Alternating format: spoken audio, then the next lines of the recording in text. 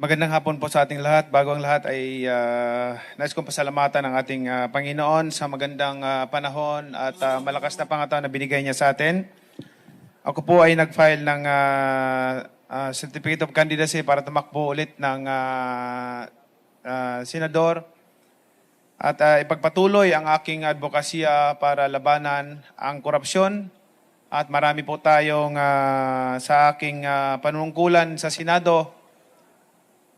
Nung nakaraan ay mayroon po tayong investigahan ng mga korupsyon sa ilang ahensya ng ating gobyerno at mayroon tayong inabolish na ahensya ng gobyerno na source of corruption, which is yung road board.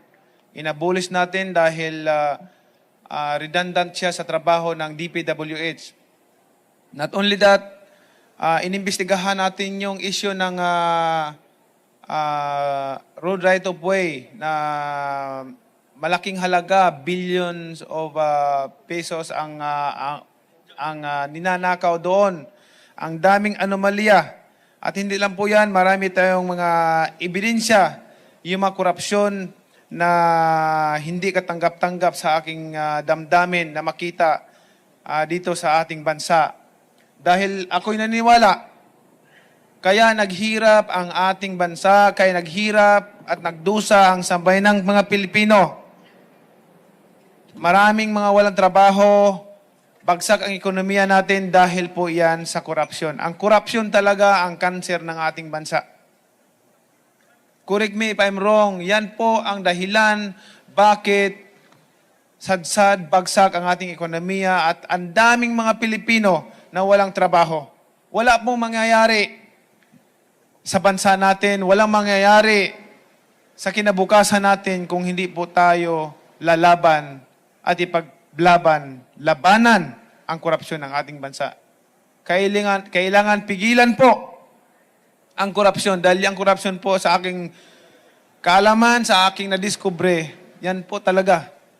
Ginagawa nila ang politics as a business. Yun po ang pagkaiba. Maraming salamat po sa inyong lahat at naway pagpalain palagi tayo ng Panginoon. Maraming salamat, Senator. Question na po sa media. Anyone? Okay. Sherry Ann Torres, ABS-CBN.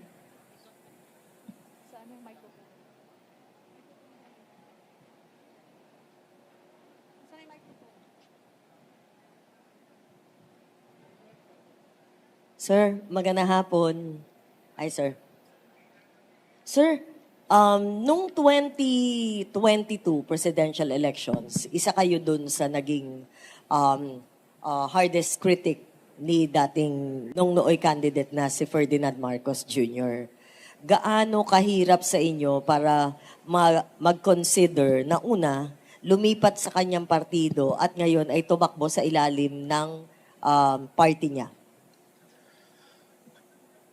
Hindi naman po nag-criticize ako ng todo sa ating Pangulo.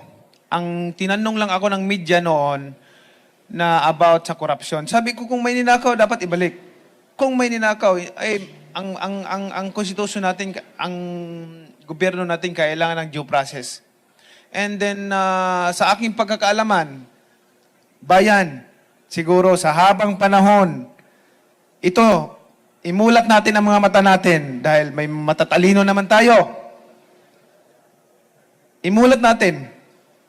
Lagi nating sinisisi ang pamilya Marcos pagdating sa korupsyon. Hindi ba natin nakikita na sa panahon ng Marcos, ang bansa natin number 1 sa ekonomiya? May korap pang bansa na number 1 sa ekonomiya. Sige. In reality lang ha, in reality lang.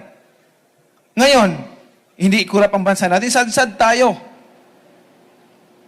For how many decades, pabagsak ng pabagsak ang ekonomiya natin. Maraming mga Pilipino na walang trabaho. Yan ang hinahanap ko. Yan ang gusto kong i-establish yung legacy. Na makagawa tayo ng legacy dito, hindi para magpayaman.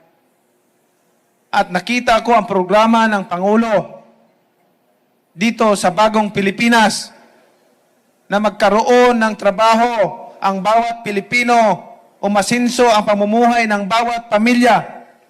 Hindi ba dapat suportahan natin. Hindi pa maganda yan? Sa lahat ng mga nag-criticize sa ating administrasyon, mag-isip po tayo. Hindi ito labanan ng bawat pamilya, kundi ipinaglalaban natin dito ang kinabukasan ng ating bayan, kinabukasan ng sabayanang Pilipino. Lilipas lang din tayo lahat. Alalahanin natin, lilipas lang din tayo. Kahit ano ka man ka-powerful, kahit ano ka man kayaman, kahit ano ka pa kasikat. Tandaan ninyo, pag wala na tayo doon sa mundo, ang maalala ng tao yung ligasiya na nagawa mo sa taong bayan. Ligasiya na nagawa mo sa buhay kung sino yung natutulungan mo.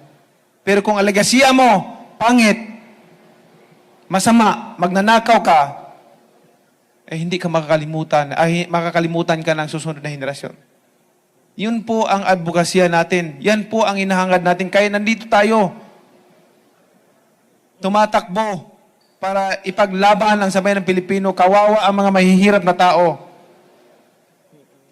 At lagi lang naluluko pagdating ng eleksyon. Ang daming pagdating tuwing eleksyon, masakit sa loob ko na makita ang babait lahat ng mga kandidato.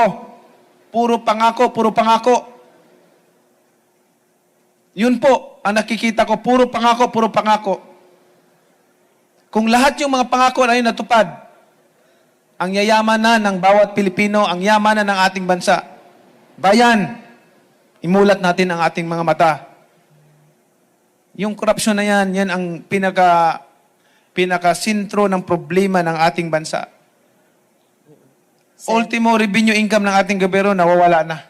So yun po, kailangan mag-isip tayo ng mabuti. Maraming salamat po. Sen, follow-up pa na isa. Para rin maging fair.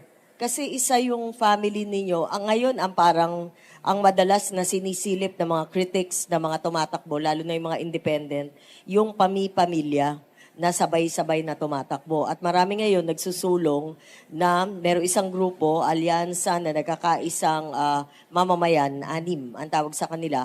Nagko-compile sila ngayon ng mga political families na sabay-sabay na tumatakbo at plano nilang kasuhan. Ano po masasabi po ninyo dito? Yun po kasing tinatanong ninyo na about sa dynasty. Alam niyo po ang constitution natin, ang batas natin nagsasabi na lahat may karapatan na tumakbo basta ikaw ay qualified sa mga requirements. Ano yung qualification na yun? Marunong ka bumasa, marunong ka sumulat. Pagka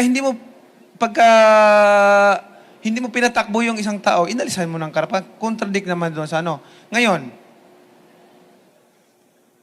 yan ang clamor nila. Kung may batas na mapasa about sa anti-dynasty, why not? Bakit hindi natin sundin? I-implement natin. Wala pong problema. Ang akin dito hindi para sa pamilya. Ang akin dito hindi para sa sarili ko. Kundi para sa bayan. Kung paano umunlad ang ating bayan. Pero, sasabihin ko sa inyong totoo, ito ang reality sa larangan ng politika ngayon. They make politics as a business. 98% o 99% dito sa bansa natin. Hindi ko naman nila lahat. Mayroon namang mga honest dyan, pero pag nandyan na sa posisyon, gahaman sa pera, gusto magpayaman, at hindi iniisip ang kinabukasan ng mga Pilipino. Iniisip ang kinabukasan ng sambayanang Pilipino at sa mga susunod pang henerasyon. Katulad ng sinasabi ko, ulitin ko ulit, tandaan ninyo, lilipas din tayo dito sa mundo. Wala tayong madadala. Kahit ano ka pa kayaman, kung sino ka man, wala tayong madadala dito sa mundo, doon sa hukay, sa libingan natin. Yan lang po, alalahanin natin. Maraming salamat po sa inyo lahat. One last question, very quick. Robert Mano, Teleradyo. Bert, less than 1 minute, okay? Hi sir, magandang hapon. Mabilis na tanong lang sir, kung pag nagbo-boxing kayo naabangan ng public yung inyong laban, sa pagbabalik nyo sa Senado, ano yung mga dapat nilang abangan, yung mga panukalang batas na ipupush po ninyo? Thank you. Alam mo, may mga importante akong batas na naipasa nung ako ay senador. Mayroon tayong naipasang 51 laws na sa Senado At isa sa pinaka-importante doon na gusto ko yung Bible holiday, and then yung pangalawa yung OFW handbook na hindi pa na-implement. Maganda sana yon para protection sa ating mga OFW, para in case na may mga emergency, mayroon silang matawagan, mayroon silang masasandalan. Dapat, I'm hoping na magkakaroon na ng budget at ma-implement na yung OFW handbook. Maraming salamat po sa inyong lahat sa pagkakataon na to.